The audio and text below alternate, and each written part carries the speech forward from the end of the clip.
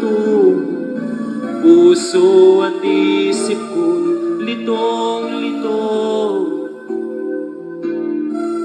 Ngunit ikaw, Jesus, ang sa'kin nagbigay gabay. Inakay mo ako sa landas ng buhay. Ang puso ko'y nagagalak na magpuri sa ngalan mo. Ang himig ko'y laging laan sa pagsamba lamang sa'yo. Tunay ngang dakila ka, O Diyos, sa buhay kong ito. Kaya't walang hanggang papuri ang alay ko sa'yo.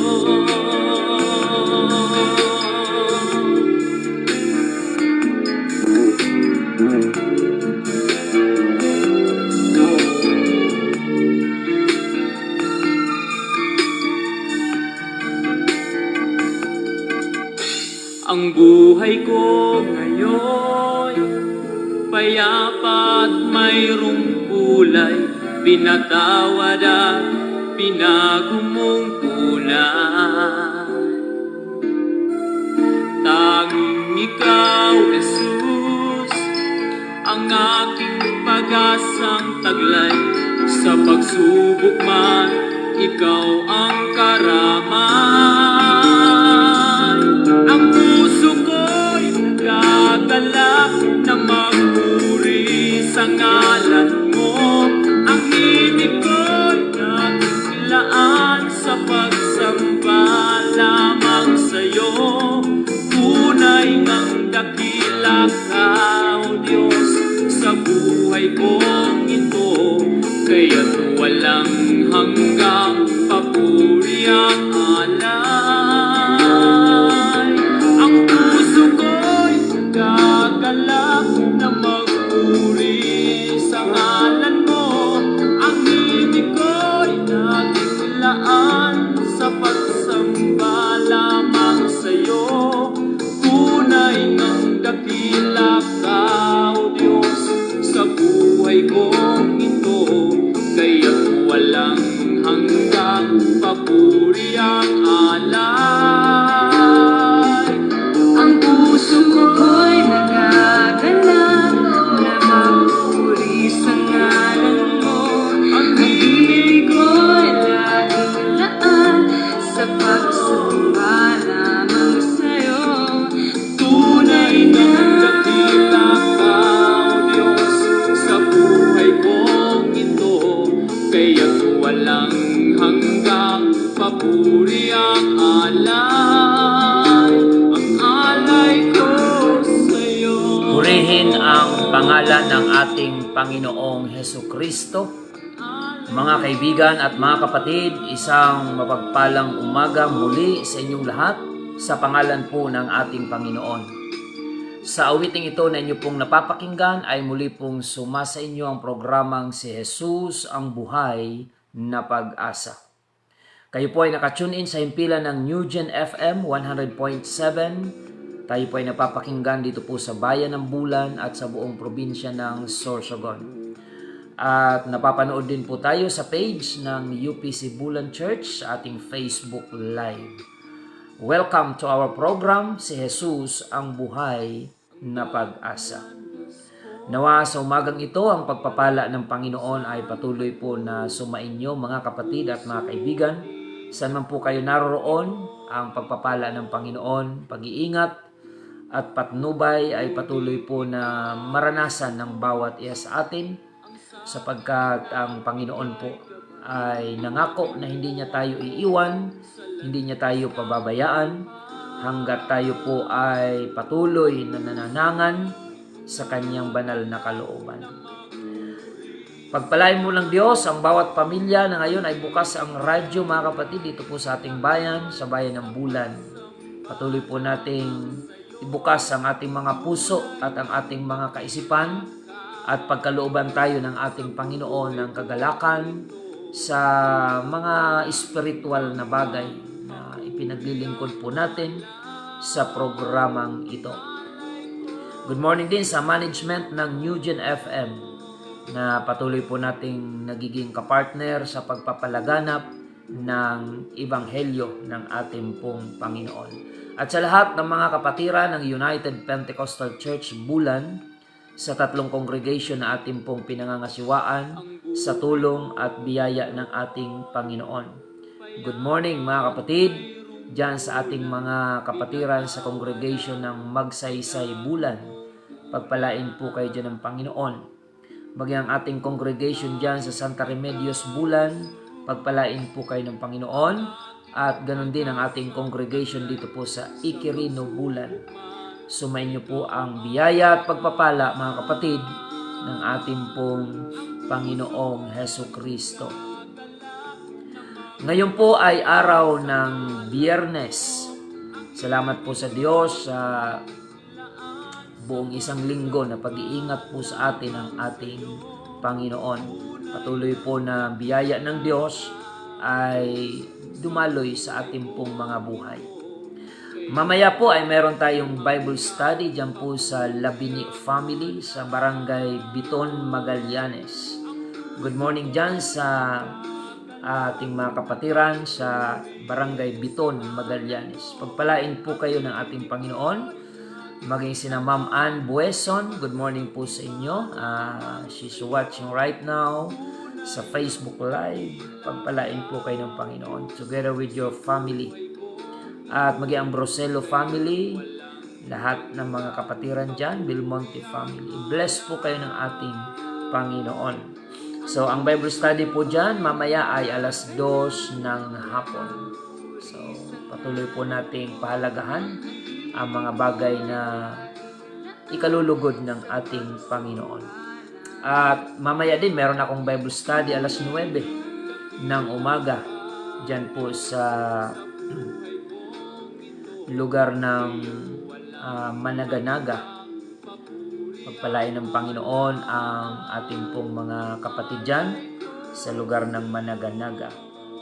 At ang ating pong mga kababayan na nais pong magpadala ng inyong mga prayer request, mga katanungan, or any concern na may kinalaman po sa inyong spiritual na buhay, ay pwede po kayo mag-text sa 0951-932-0038.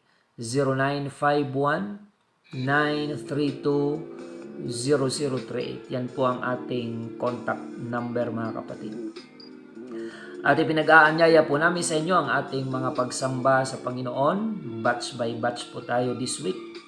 Araw ng Sabado, 6:30 ng umaga, dyan po sa ating congregation sa Barangay Magsaysay Bulan, United Pentecostal Church.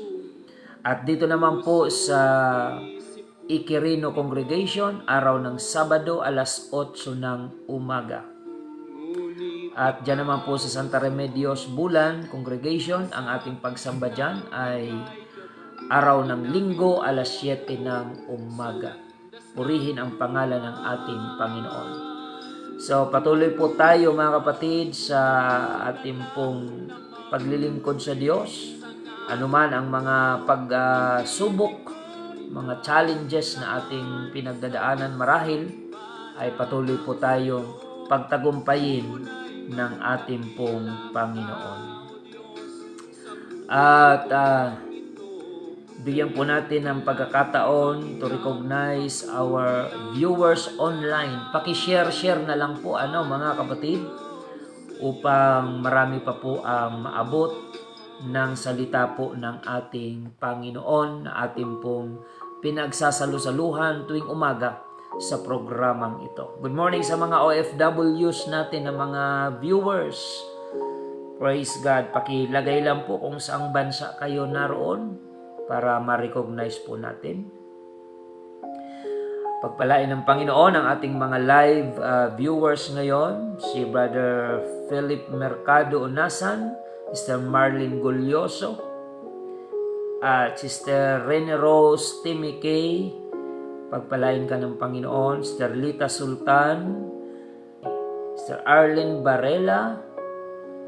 Praise the Lord. Thank you for watching. Si Daniel Vargas Orgaya, Sister Cristita Bugayong, thank you for watching. Sister Sara Maldo, diyan sa Pulot, good morning po. At ang buong Maldo family. Sister Lynn Leoncito Claveria, thank you for watching from North Cotabato. Amen. Pagpalain kayo dyan ng Panginoon. Sister Grace Ibanez, thank you for watching from Aroroy, Masbate. Praise the Lord. Si Brother Edmond de la Cruz, thank you for watching from Germany. Ayan, pagpalain kayo dyan ng Panginoon sa Germany. Si Brother Roy Verganyo, thank you for watching. Praise the Lord. Si Leia Lee Gonzaga Jamming, thank you for watching. Sister April Santos, Sister Evelyn Acuña, thank you for watching. Si Brother Ronald Galang Hipolito, Sister Nati Laudit Herrero, dyan po sa Magsaysay.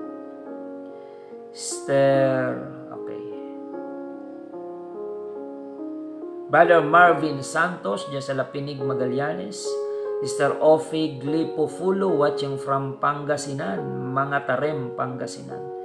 Pagpalain po kayo ng Panginoon. Ingatan kayo ng Diyos sa inyong mga travel. Sister Lelet Dueñas, thank you for watching. Jen Matugas Malines, thank you for watching. Brother Mike Wilson.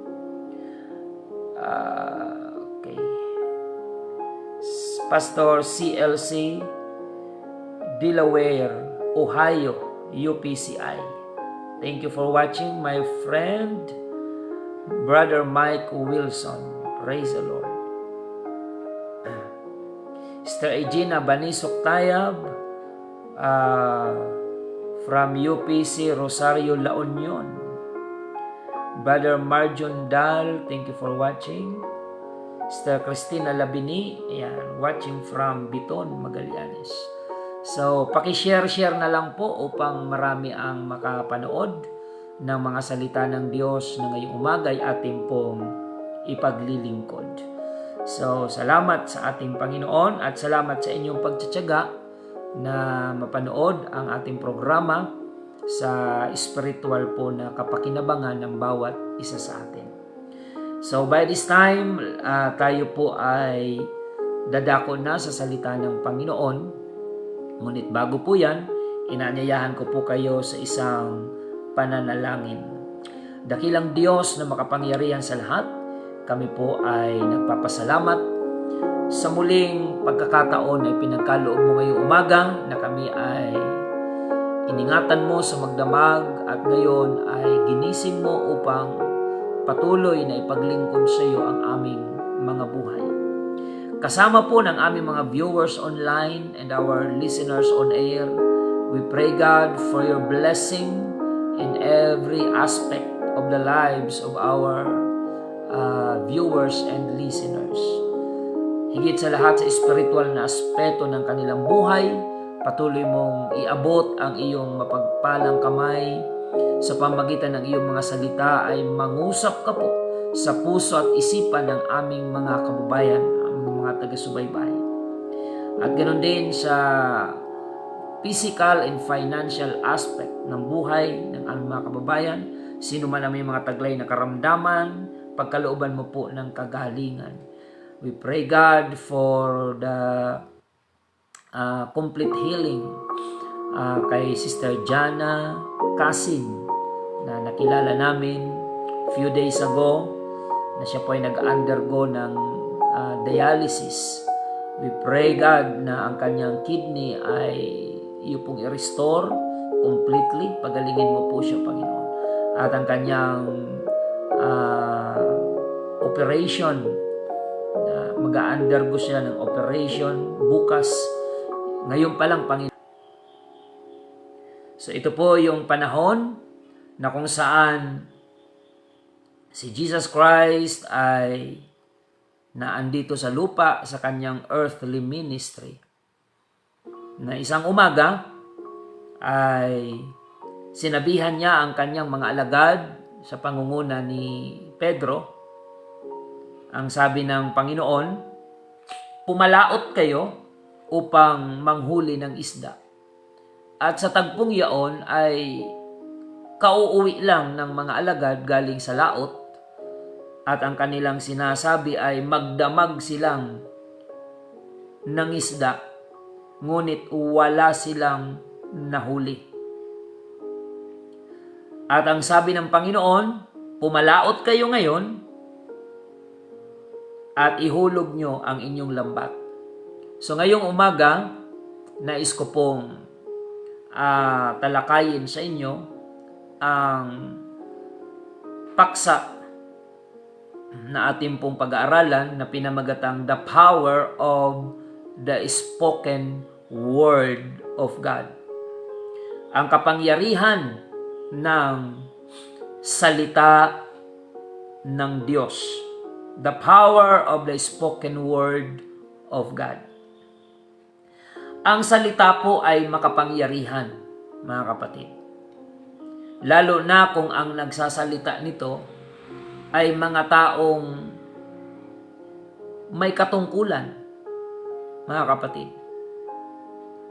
Meron ngang kasabihan na ang salita ng hari ay hindi mababalik. Kapag ordinaryong tao lang ang nagsasalita, walang gaanong impact sa iba. Ngunit kung ang nagsasalita ay may taglay na authority, yung kanyang salita ay nagiging powerful. For example, yung mga proclamation ng mga presidente, yung mga batas na ginagawa ng mga mambabatas, nagsimula lang po yan sa salita na naging makapangyarihan. Gayunpaman, wala pong hihigit na kapangyarihan kapag ang salita na ating pong pinangahawakan ay galing sa nag-iisang Diyos, manlilikha at tagapagligtas. Ang salita ng Panginoon ay pwede nitong salungatin yung realidad sa presenteng kalagayan. Kagaya po, mga kapatid, ng sitwasyon na pinagdaanan ng mga alagad. Ano yung present situation?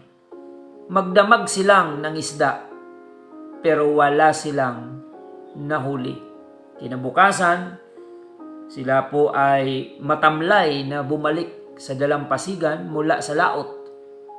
Siguro nakaka-relate ngayon kung may mga mangingisda na nakasubaybay sa atin. Good morning sa mga fishermen. Diyan po sa karagatan ng Bulan at sa lahat ng lugar na nararating ng programang ito. Masakit sa katawan yung magdamag kang ng isda, wala kang nahuli. Nalulugi yung puhunan. Kahapon ay nag-visitation po ako dyan sa Baybayin, mga kapatid, sa Zone 7. At isa sa mga dinalaw natin dyan ay pamilya ng mga mangingisda. At tinanong ko siya kahapon kung magkano yung puhunan tuwing papalaot sila. Ayan.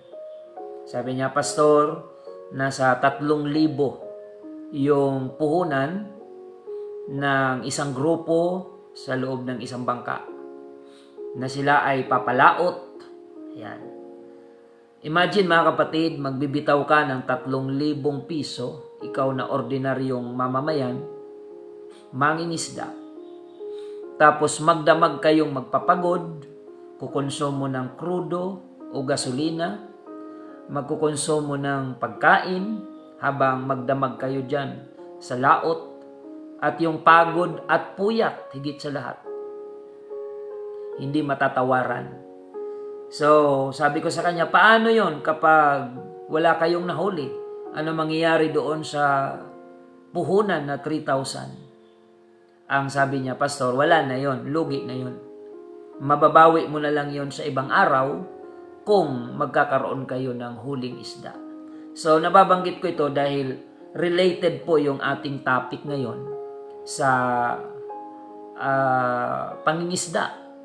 Dahil ang mga alagad ay yun ang kanilang profession bago sila tawagin ng Panginoon. So ang sabi ng alagad na si Pedro, Panginoon, magdamag po kami na malakaya, ngunit wala po kaming nahuli. Ngunit dahil sa sinabi ninyo, ihuhulog ko ang mga lambat. At kung babasahin niyo po ang Luke chapter 5, verse 5 up to the following verses, nakita po natin yung kakaibang resulta ng kanilang pagsunod sa salitang binigkas ng Panginoon. Nung unang gabi na sila ay nagpalaot, wala pong go signal ang Panginoon doon. Wala silang narinig kay Jesus Christ na pumalaot kayo, but they went fishing, mga kapatid, without the go signal from the Lord Jesus Christ. So ano nangyari? Wala silang nahuli. Ito po ay isang bagay na dapat nating maunawaan, na ang pagtatagumpay, pagpapala ay hindi dahil masipag ka lamang na tao, hindi dahil matyaga ka lamang, although kailangan din yon. Ngunit ang pagpapala at tagumpay, ito ay nanggagaling sa pagsunod sa salita ng Panginoon. So that's our topic for today, about the power of the spoken word of God. Ang sabi ni Simon Pedro, Panginoon, magdamag kami, walang nahuli. Galing kami roon, puyat, pagod, lugi, sa madaling sabi. Subalit dahil sa inyong sinabi, yan ang kagandahan kay Pedro, kinikilala niya ang mga salita ng Panginoong Hesukristo. Kahit na ito ay salungat sa realidad. Dahil ang realidad sa panahon na yon, magdamag silang pagod, wala silang nahuli. Ikaw ba naman ay babalik ka, hindi ka pa natulog? Mga kapatid, di ba ang buhay ng mga mangingisda? May huli yan sa wala. Pag uwi niyan galing sa laot, kailangan niyang magpahinga, kailangan niyang matulog. Pero sa pagkakataong ito, iba. Pagkarinig nila sa sinabi ni Jesus Christ na ihulog ninyo ang lambat sa gawing kanan, hindi na sila nag-atubili na sasabihin magpahinga muna kami sa ibang araw na lang. Mga kapatid, pag naunawaan natin ang salita ng Diyos, pag narinig natin ang salita ng Diyos, huwag nating patigasin ang ating puso, agad-agad na magpasya tayong sundin. At nakita natin sa pangyayaring ito, the following verses of Luke chapter 5 verse 5, mga kapatid, at tuloy-tuloy kung babasahin niyo po yan, na halos magkandapunit ang kanilang lambat sa dami ng kanilang isda na nahuli. Contrary doon sa reality na magdamag silang walang nahuling isda. Alam niyo po, yung mga isda, season po yan. Seasonal. Kaya may mga time dito sa Bayan ng Bulan, pag season ng tamban, naandyan lang yan, mga kapatid. Pero may mga panahon, may mga season na wala sila dyan. Kaya dadayo sila, maaaring sa norte o maaaring sa south ng karagatan. Dumadayo sila.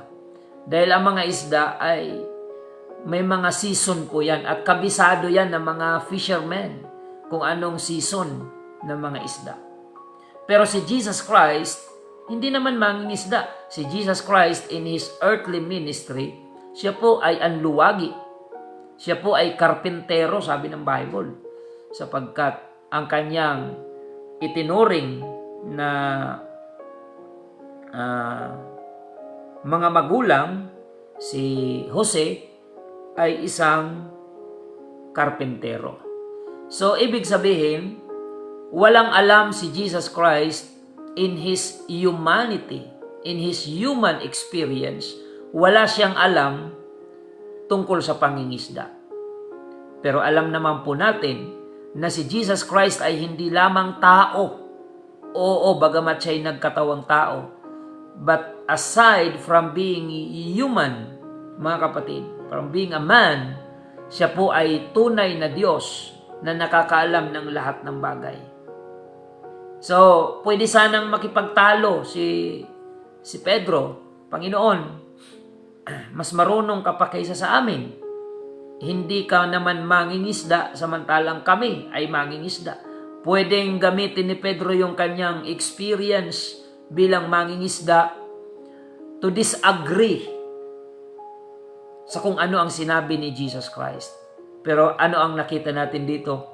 Peter followed the spoken word of Jesus Christ, and we see the result of obedience to the word of God. Ang pagsunod sa Diyos ay laging may magandang bunga, may magandang naidudulot sa buhay ng isang tao. Marami ng mga tao ang nagmagaling sa kanilang sarili, sa pag-aakala nila na bihasa sila sa ganitong bagay, sa ganyang bagay, ngunit bandang dulo ay nauwi sa kawalan ng pag-asa. So sa puntong ito, mga kapatid, si Pedro, nagtagumpay sila. Hindi dahil sa sila ay magaling na mangingisda, kundi dahil sinunod nila ang utos ng ating Panginoon. Kaya ang pagsunod sa Diyos, ito ay laging nagbibigay ng advantage sa isang tao. Ikumpara mo yung isang tao, matalino, magaling, well-experienced, pero ayaw sumunod sa Diyos. Compare doon sa tao na hindi gaanong magaling, hindi gaanong talented, pero willing to follow, to obey God's instruction. Masdan nyo ang taong yan sa kalaunan. Ang mas magtatagumpay ay yung sumusunod sa Panginoon. Proven na po yan, mga kapatid. Kumpara doon sa nagsasabing magaling siya, marunong siya, may experience siya, kabisado niya ang lahat, pero ayaw sumunod sa Diyos, bandang huli, mas makakalamang yung sumusunod sa Panginoon. Because the steps of a good man are ordered by the Lord. Bagamat siya'y mabuwal, hindi siya lubusang madadapa, sapagkat aalalayan siya ng Panginoon ng kanyang kamay. Purihin ang Panginoon. Another verse, Hebrews chapter 4 verse 12. Ang salita ng Diyos ay buhay at mabisa, mas matalas kaysa alinmang tabak na sa magkabilay may talim. Ito'y tumatagos maging sa kaibuturan ng kaluluwa at espiritu, ng mga kasukasuan at ng buto, at nakakaalam ng mga pag-iisip at binabalak ng puso. Totoo po ito, mga kapatid. Totoo yan, that the Word of God is alive and powerful. Dalawa yung binanggit, buhay at mabisa. Alam nyo, hindi lahat ng buhay mabisa. May mga taong buhay pero hindi mo maramdaman. Pero sabi ng Biblia, ang Word of God, it is alive and powerful. Kaya wala pang nagtiwala sa salita ng Diyos na napahiya. Wala pang nagtiwala sa salita ng Diyos na pinabayaan ng Diyos. Sa katunayan, ang Diyos ay nakatali sa kanyang salita. The more you claim, you trust the Word of God, the more na ito ay magiging reality sa buhay mo. Sapagkat si Jesus Christ ay nakatali sa kanyang salita. He cannot go against His Word. Hindi siya pwedeng kumilos labag sa kanyang mga sinalita. Hindi siya pwedeng gumawa ng mga bagay labag sa kanyang mga sinalita. Sapagkat siya ay nakatali sa kanyang salita. Kaya kung gusto po natin na makita ang katuparan ng mga pangako ng Panginoon, ipakita natin sa Panginoon kung gaano natin pinanghahawakan ang kanyang mga sinabi. Mga kapatid, kagaya yan ng maliit na bata, pag pinangakuan ng kanyang tatay, o anak, magpakabait ka, pag uwi ko mamaya, meron akong pasalubong na laruan sa iyo. For example, yung bata, pag alis pa lang ng kanyang ama na nangako na may pasalubong, ipangingwento niya na yon sa kanyang mga kalaro. Wala pa yung pasalubong pero grabe na yung kanyang excitement. Kinikwento niya na yan sa mga kalaro niyang mga kapwabata na pag-uwi ng kanyang tatay ay mayroon siyang ganitong pasalubong. Ang tawag dyan ay pananampalataya. Mga kapatid, dapat ganun ang ating pagtrato sa mga salita ng Diyos. Na inaangkin mo ito, pinipersonalize mo siya. Ninanamnam mo siya yung salita ng Diyos. Kagaya ng sinasabi po ng Joshua 1:8, "This book of the law shall not depart out of thy mouth, but thou meditate therein day and night." Bulay-bulayin daw natin araw at gabi. Kung mayroon man tayong binubulay-bulay araw at gabi sa buhay na ito, walang iba dapat kundi ang salita ng Diyos. Hindi mga sama ng loob, hindi mga galit, hinanakit sa kapwa, pagbabalak kung paano magigante. Huwag yan ang bubulayin natin, kundi ang salita ng Diyos. Ating pagbulayan araw at gabi upang ihatid tayo nito sa kapayapaan ng buhay at sa katagumpayan at pagpapala na ipinangako ng ating Panginoon. Purihin ang Diyos, mga kapatid. So the Word of God is alive and powerful, sharper than any two-edged sword. Amen. Yung isa sa aking binaptize last Sunday, nakapost naman yon sa ating Facebook page ng UPC Bulan. Isa doon sa binaptize last Sunday ay ayon sa kanyang testimony, 20 years po siyang nakakulong. Pero ang salita ng Diyos nung kanyang marinig, sabi niya, "Pastor, hindi ako iyakin na tao. Pero dito sa church, namalayan ko na lang ang aking sarili na umiiyak na hindi ko maintindihan. Because the Word of God na pinapangaral is alive and powerful." Kaya yung mga tao na hindi nababago ng kulungan, hindi nababago ng magulang, hindi nababago ng kanilang asawa, ay kayang baguhin kapag tinanggap niya sa kanyang buhay ang salita ng Diyos. Because there is power in the spoken word of God. Praise the Lord.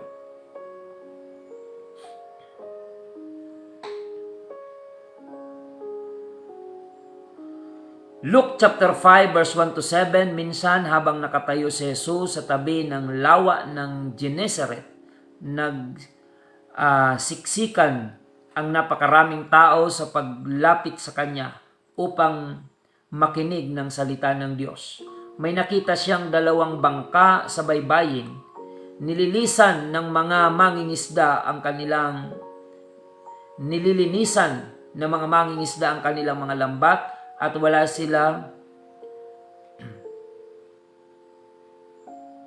sa kanilang mga bangka. Habang nakatayo si Jesus sa tabi sumakay siya sa isa sa mga ito na pag-aari ni Simon. Hiniling niya nito na ilayo ng kaunti ang bangka mula sa baybayin. Naupo siya sa bangka at nangaral sa mga tao. Pagkatapos niyang mangaral, sinabi niya kay Simon, "Pumalaot kayo at ihulog ang mga lambat upang manghuli."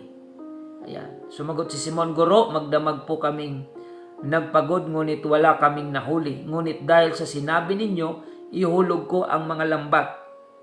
Ganoon nga ang ginawa nila at nakahuli sila na maraming isda, kaya't halos mapunit ang kanilang mga lambat. Kinawayan nila ang kanilang mga kasamahang nasa kabilang bangka upang magpatulong. Lumapit naman ang mga ito at naupo na puno nila ang dalawang bangka, ano pat halos lumubog ang mga ito. So mga kapatid, yun po yung pangyayari. Kailangan nilang kaway-kawayan pa yung ibang mga kasama nila sa kabilang bangka upang i-rescue sila dahil malulunod sila sa pagpapala. Malulunod ang kanilang bangka sa blessing na pinagkaloob ng Panginoon dahil sinunod nila ang salita ni Kristo. So there is blessing when you follow God's word. Laging mayroon niyang resulta, pagpapala. And when we say blessing, hindi lang ito nakafocus sa material na bagay. Nariyan yung kapayapaan, katuwiran, kabanalan, kagalakan.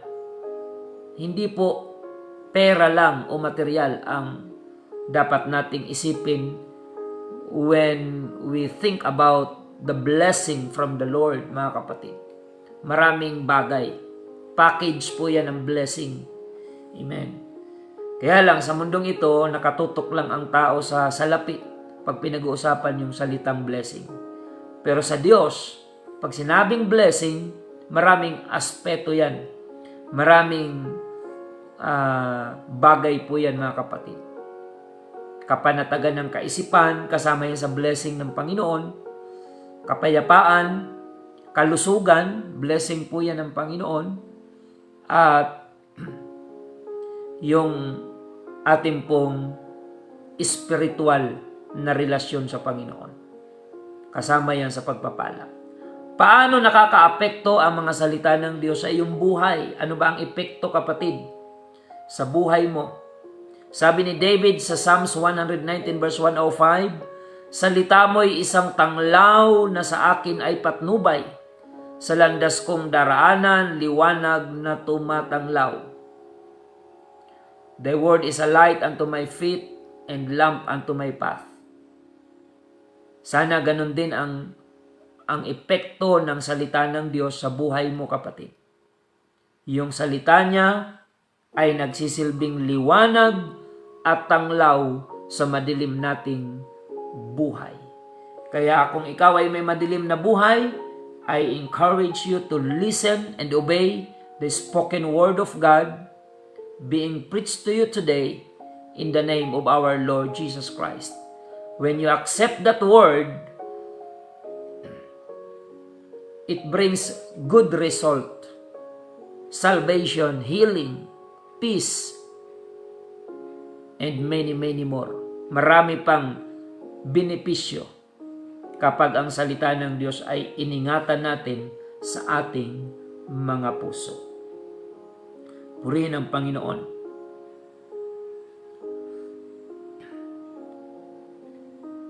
Sabi ni David sa Psalms 119 verse 11, itago ang salita sa puso.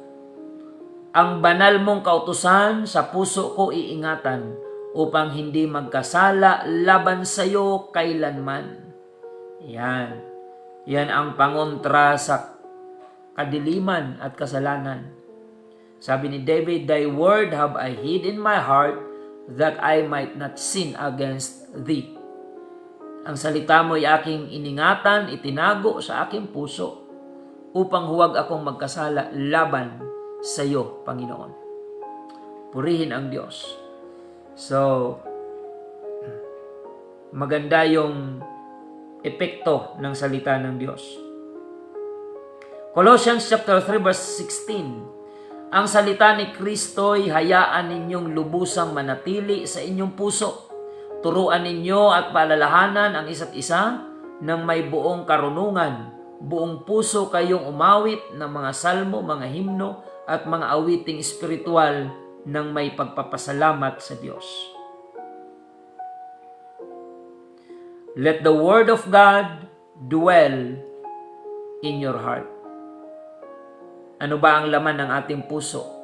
Baka puro galit, pagmamataas, paghihigante, hinanakit, Walang kwenta mga bagay na yan kung ilalagay natin sa puso natin.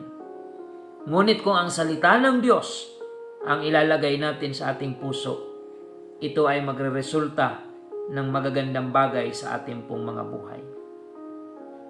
2 Timothy chapter 1 verse 13, gawin mong batayan ang mabuting aral na itinuro ko sa iyo at manatili ka sa pananampalataya at sa pag-ibig na tinanggap natin sa pamamagitan ng ating pakikipag-isa kay Kristo. So yan po mga kapatid. Gawin nating batayan ng buhay yung salita ng Diyos. In every major decision na gagawin mo sa buhay mo, make sure na ang basihan mo ay ang salita ng Diyos. Tiyak hindi ka magkakamali, hindi ka maliligaw, kapatid. Purihin ang pangalan ng ating Panginoon. 2 Timothy chapter 4 verse 2, ipangaral mo ang salita ng Diyos, pagsikapan mong gawin iyan, napapanahon man o hindi. Himukin mo at pagsabihan ng mga tao at palakasin ang kanilang loob sa pamamagitan ng matyagang pagtuturo. Ayan. Preach the word, be instant in season or out of season. Kaya sa programang ito, pagising nyo pa lang sa umaga, word of God na agad yung inyong maririnig. Bago pa man gampanan ang mga tungkulin sa buong araw, salita na po ng Diyos ang ating maririnig. And if you really love the Word of God, ma-appreciate nyo po ang madaling araw na programang ito, mga kapatid, kagaya ng ating mga regular viewers. Amen. Ngayon, mayroon tayo 105 na live viewers. Kung ang 105 na yan ay magsishare lahat, mga kapatid, imagine kung gaano karaming mga tao ang makakarinig ng salita ng Panginoon. Napakahalaga na ito ay maipakalat natin instead of fake news ang ating mga ipapakalat. Help this program, mga kapatid, to penetrate this world through the Word of God. Mga kapatid, purihin ang Panginoon. Kaya pakishare yung 100 plus na viewers natin live. Pakishare mga kapatid. Ipahiram nyo po ang inyong mga Facebook account. Padaanin nyo sa inyong mga account yung Word of God na ito. Mga kapatid, hindi po ang purpose namin sa pangaral ay ma-monetize. Hindi po hanggang ngayon wala tayong ganyang mga kapatid. Layunin. May mga nag-a-advise sa akin na ma-monetize yung ating views, mga kapatid. Ngunit hanggang ngayon, ang purpose lang talaga nito ay makarating sa iyo ang salita ng Diyos, mga kapatid. Hindi para ma-monetize yung views. Yung views ma-convert sa monetize. No, hindi po. The purpose of this preaching ay ipangaral ang salita ng Diyos sa lahat ng dako. Yung mga lugar na hindi natin kayang abutin personally ay sa pamamagitan ng inyong pag-share ay maaabot ng salita ng Panginoon. At marami ang nag-i-invite ng mga Facebook friends nila, mga kakilala, to watch our program. Pagpalain po kayo ng ating Panginoon. Purihin ang Diyos, mga kapatid. So yan po ang ating natalakay ngayon. Believe in the power of the spoken word of God. Lagi kang may advantage kung ang bawat desisyon mo sa buhay ay galing sa salita ng Diyos. Kung ang pananampalataya mo ay laging nakasalig sa salita ng Diyos, lagi kang mayroong advantage. Dumaan ka man sa mga fiery trials, I assure you that you will survive because the Word of God is alive and powerful. Wala pang sumunod sa salita ng Diyos na nauwi sa kapahamakan lamang. Wala pang nanalig sa salita ng Diyos na napariwara, mga kapatid. Sa kabilang banda, marami po ang bumabaliwala sa salita ng Diyos na kahit gaano man nila katalino at kagaling o kaimpluwensya, nauuwi sa kawalan ng pag-asa.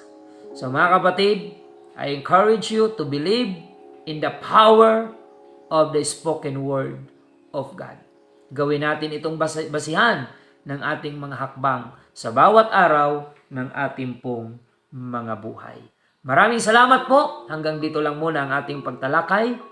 Amen. Sa mga nakinig sa radyo, pwede niyo po ba akong i-update kung malinaw ba tayo na naririnig sa New Gen FM? Yung mga nakamonitor ngayon sa radyo.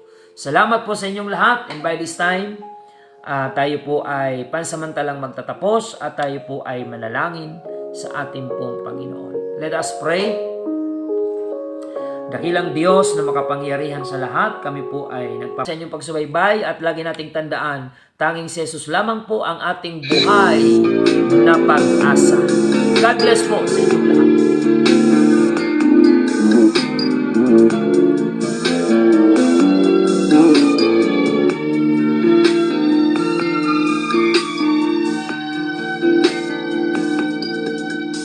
Ang dating landas ko, di alam kung saan patungo.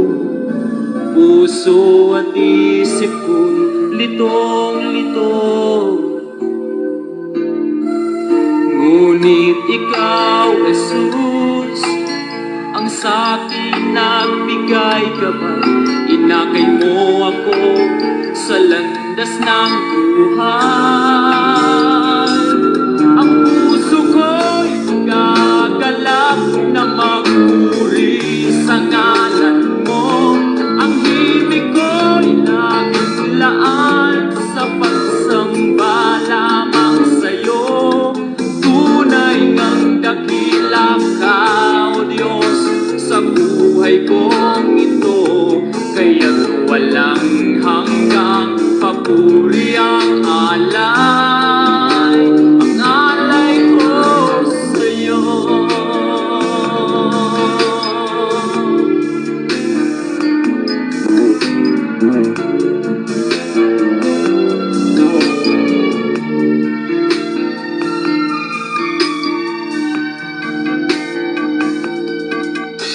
Ang buhay ko ngayon, payapa at mayroong kulay.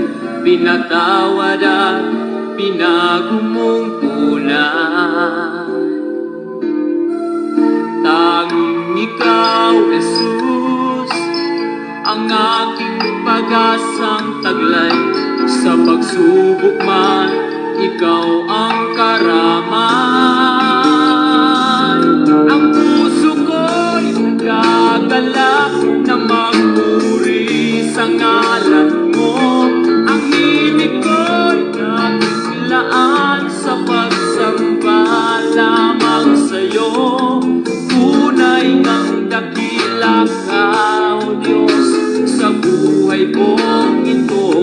Kaya't walang hanggang papuri ang alay. Ang puso ko'y gagalak na magpuri sa ngalan mo. Ang himig ko'y naglaan sa pagsamba lamang sa'yo. Tunay ngang dakila